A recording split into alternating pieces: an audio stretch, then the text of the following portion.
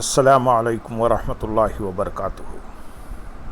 الحمدللہ رب العالمین والصلاة والسلام علی سید المرسلین، اما بعد فاعوذ باللہ من الشیطان الرجیم، بسم اللہ الرحمن الرحیم۔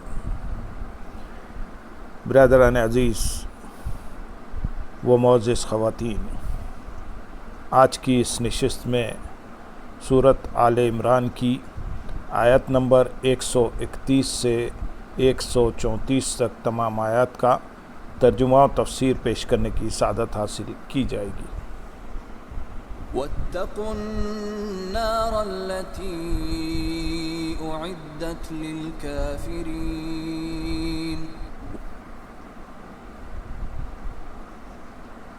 وأطيعوا الله والرسول لعلكم ترحمون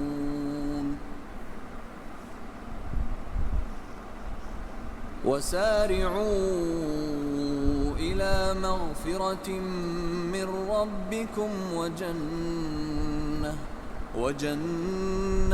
عرضها السماوات والأرض أعدت للمتقين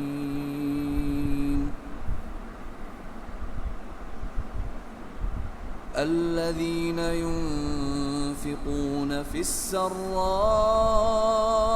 والضراء والكاظمين الغيظ والعافين عن الناس والله يحب المحسنين۔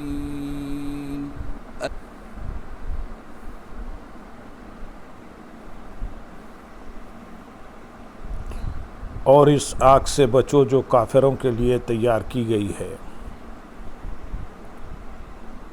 حضرت عبداللہ بن عباس رضی اللہ تعالیٰ عنہ نے فرمایا، اس آیت میں ایمانداروں کو تہدید دھمکی ہے کہ سود وغیرہ جو چیزیں اللہ عز و جل نے حرام فرمائی ہیں ان کو حلال نہ جانیں، کیونکہ حرام قطعی کو حلال جاننا کفر ہے۔ آیت نمبر 132 میں ارشاد فرمایا، اور اللہ اور رسول کی فرما برداری کرتے رہو تاکہ تم پر رحم کیا جائے۔ وَأَطِیعُوا اللَّهَ وَالرَّسُولَ، اور اللہ اور رسول کی فرما برداری کرتے رہو۔ فرمایا گیا کہ اللہ عز و جل اور اس کے رسول صلی اللہ علیہ وسلم کی اطاعت کرو، اور یہ بات یقینی ہے کہ اللہ عز و جل کی اطاعت اس کے رسول صلی اللہ علیہ وسلم کی اطاعت کو کہتے ہیں۔ رسول صلی اللہ علیہ وسلم کی نافرمانی کرنے والا اللہ عز و جل کا نافرمان، اللہ عز و جل کا فرما بردار نہیں ہو سکتا۔ آیت نمبر 133 میں ارشاد ہے، اور اپنے رب کی بخشش اور اس جنت کی طرف دوڑو جس کی وسعت آسمانوں اور زمین کے برابر ہے، وہ پرہیزگاروں کے لیے تیار کی گئی ہے۔ اور اپنے رب کی بخشش کی طرف دوڑو۔ فرمایا گیا کہ گناہوں سے توبہ کر کے اللہ عز و جل کے فرائض کو ادا کر کے نیکیوں پر عمل پیرا ہو کر اور تمام اعمال میں اخلاص پیدا کر کے اپنے رب عز و جل کی بخشش اور جنت کی طرف جلدی کرو۔ پھر جنت کی وسعت اس طرح بیان فرمائی کہ لوگ سمجھ سکیں، کیونکہ لوگ جو سب سے وسیع چیز دیکھتے ہیں وہ آسمان و زمین ہی ہے۔ اس سے وہ اندازہ کر سکتے ہیں کہ اگر تمام آسمانوں اور زمینوں کو ترتیب سے ایک لائن میں رکھ کر جوڑ دیا جائے تو جو وسعت بنے گی اس سے جنت کی چوڑائی کا اندازہ کیا جا سکتا ہے کہ جنت کتنی وسیع ہے۔ حضرت انس بن مالک رضی اللہ تعالیٰ عنہ سے دریافت کیا گیا کہ جنت آسمان میں ہے یا زمین میں؟ فرمایا، کون سی اور کون سا آسمان ایسا ہے جس میں جنت سما سکے؟ کون سی زمین اور کون سا آسمان ایسا ہے جس میں جنت سما سکے؟ عرض کیا گیا، پھر کہاں ہے؟ فرمایا، آسمانوں کے اوپر عرش کے نیچے۔ جنت نہایت عظیم الشان جگہ ہے، اللہ تعالیٰ کی رضا اور اس کے دیدار کا مقام ہے۔ قرآن پاک میں جنت کی عظمت کو بکثرت بیان کیا گیا ہے۔ اللہ تعالیٰ اپنے حبیب صلی اللہ علیہ وسلم کے صدقے ہمیں جنت الفردوس میں اپنے پیارے حبیب صلی اللہ علیہ وسلم کا پڑوس نصیب فرمائے۔ یہ بات بھی سامنے رکھیں کہ اس آیت اور اس سے اوپر کی آیت سے ثابت ہوا کہ جنت دوزخ پیدا ہو چکی ہے اور دونوں موجود ہیں، کیونکہ دونوں آیتوں میں ماضی کے زمانے میں جنت و دوزخ کے تیار ہونے کا ذکر فرمایا گیا ہے۔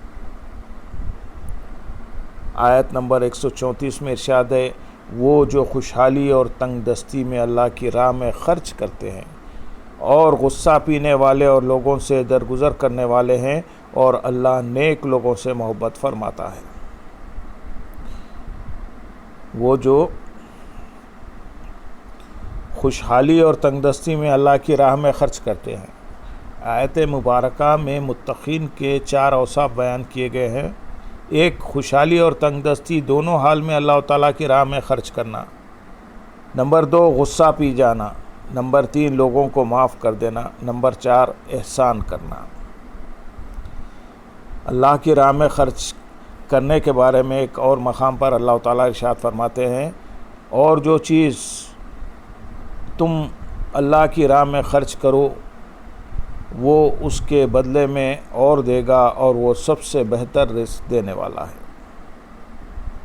اور ایک مقام پر سورہ فاطر میں ارشاد فرماتے ہیں، بے شک وہ لوگ جو اللہ کی کتاب کی تلاوت کرتے ہیں اور نماز قائم رکھتے ہیں اور ہمارے دیے ہوئے رزق میں سے پوشیدہ اور علانیہ کچھ ہماری راہ میں خرچ کرتے ہیں، وہ ایسی تجارت کے امیدوار ہیں جو ہرگز تباہ نہیں ہوگی، تاکہ اللہ انہیں ان کے ثواب بھرپور دے اور اپنے فضل سے اور زیادہ عطا کرے، بے شک وہ بخشنے والا قدر فرمانے والا ہے۔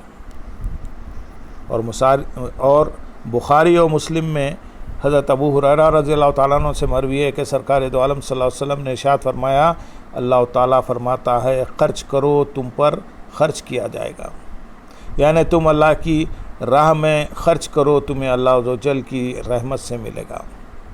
احادیث میں غصے پر قابو پانے کے کثیر فضائل مذکور ہیں، ان میں سے چند ہم یہاں بیان کریں گے۔